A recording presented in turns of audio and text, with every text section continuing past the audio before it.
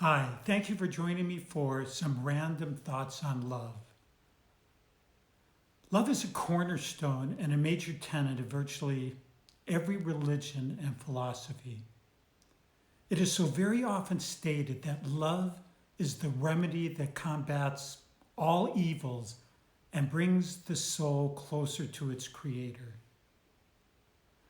For most people, their viewpoint of love is that it is largely a passion of the emotions. Some people feel that they need love and they will seek other people to give them that love that they're craving. It was St. Francis who stated that the secret of love is that we practice it and that we should give love rather than wait for someone else to be loving us. This concept of loving may be a very difficult one to give love when you believe someone has treated you unfairly. It is difficult to give out love when we have lost our belief in the goodness of human nature. And when the human nature in many people disappoints us, we just don't feel that love. Love will not always make things easy, but love shall labor to make things right, is a very old saying. Many people banter around the word love, often believing that just using the word implies some type of magic taking place. Love is much more than just a word. It is a state of being. If we really love, then we find ourselves constantly learning patience, understanding, and forgiveness. If we love, then we make changes in ourselves and we learn how to help others. Love means that we rise above the troublesome irritations of the moment and we recognize that each person is born into the life with their own innate manner of consciousness. Their consciousness, more than likely, is different than our own.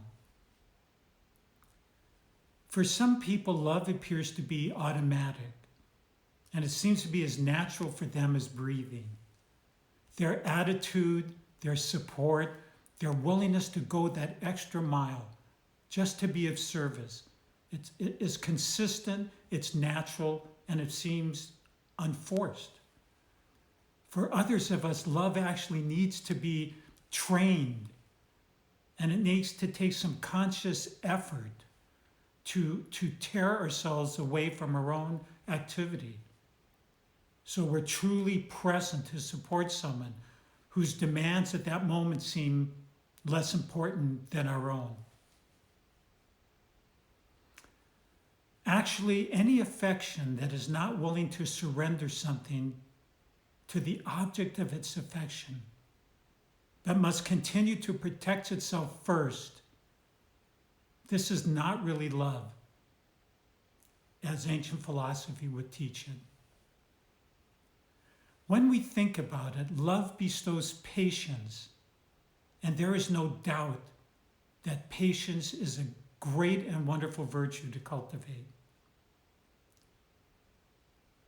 2,500 years ago, Plato presented a long dissertation on love.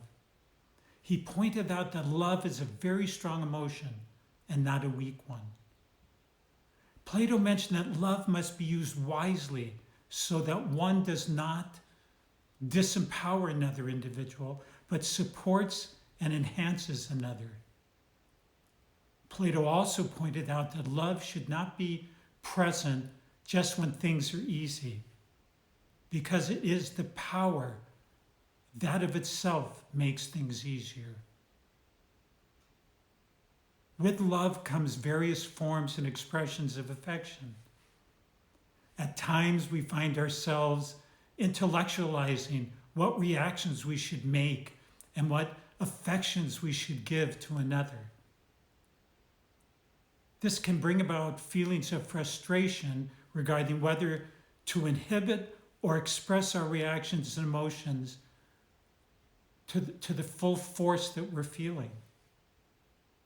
Love does not mean that we inundate another with a deluge of emotion. Love does not rationalize that by withholding itself or just helping another. One of the first steps to developing an awareness of how to express love is to attain within ourselves a state of consciousness in which love expresses itself as it is intended to express itself. When we quietly work within ourselves and develop a strong moral character that is balanced and thoughtful, generous and kind, supportive and helpful, we are then on the pathway of bringing love to its fullest expression. The ancient philosophers stated that for an individual to give of himself, he must first find himself. He must find himself in quietude and restore the integrity and the highest value within his own consciousness. The Greeks stated long ago that you don't appreciate beauty unless you have beauty within. The same might be said about love. Love may be expressed at many different levels, but you can't fully express love to the highest vibration unless you are that love.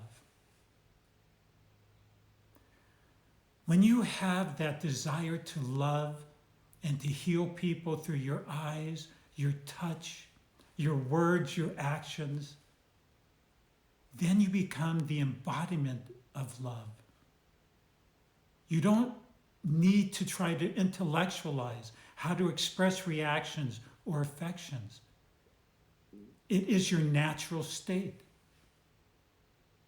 When you reach the state that you are an embodiment of love, then you become a leader in life. You become a force for the development of the good.